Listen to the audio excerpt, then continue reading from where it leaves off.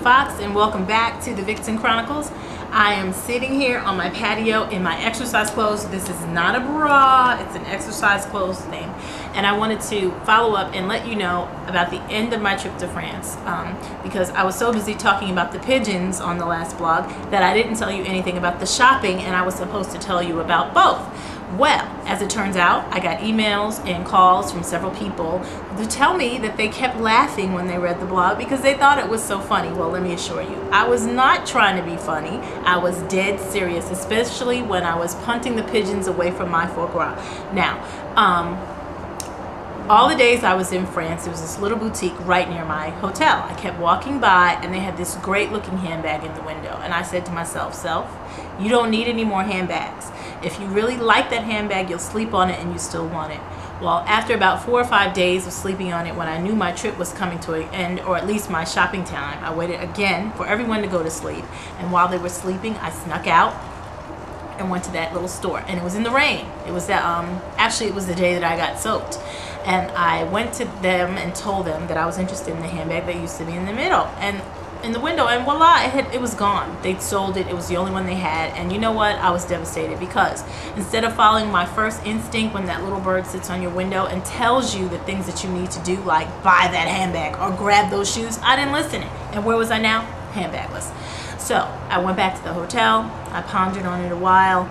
I thought about it. I said, you know what? There has to be another store that has those handbags. And so I looked it up on the internet. The internet is a wonderful thing because I probably would have never been able to use a French telephone book, and found out that there was one not far away, right down the Champs-Elysees. So I grabbed my 10-year-old shopping correspondent and my umbrella and my shoes that would not fill up with water, and I took my little trek down the Champs-Elysees and found the store, which fortunately, since it was late in the evening, they stay open till 11 p.m. 2,300 hours, as they say there, especially for the tourists and the shoppers who shop late at night, because it's still light out. It's like, you know, light until 11 o'clock at night. Well, I went into the store and they were very nice, and I was so happy that I brushed up on my French before I left. I knew how to say, excuse me, how much is that? Can I use a credit card to pay? Can you ship this to me? And can I have a tax form? So not only did I see that handbag, I saw another that was very interesting to me, and I asked my shopping correspondent in all of her 10 years of wisdom, I said, shopping correspondent, which one do you like better, A or B? And she chose one, which was the original bag that we'd seen, and I made my purchase and left.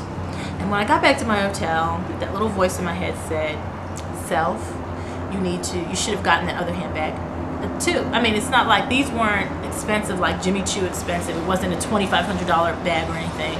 They weren't expensive, but they were good looking, and they were very difficult to get here in the US.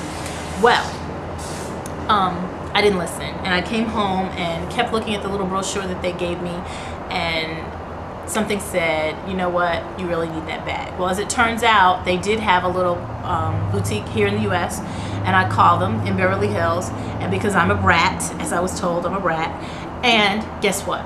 They're not getting any of that line at all because they're doing some realigning in the US, and so no handbag.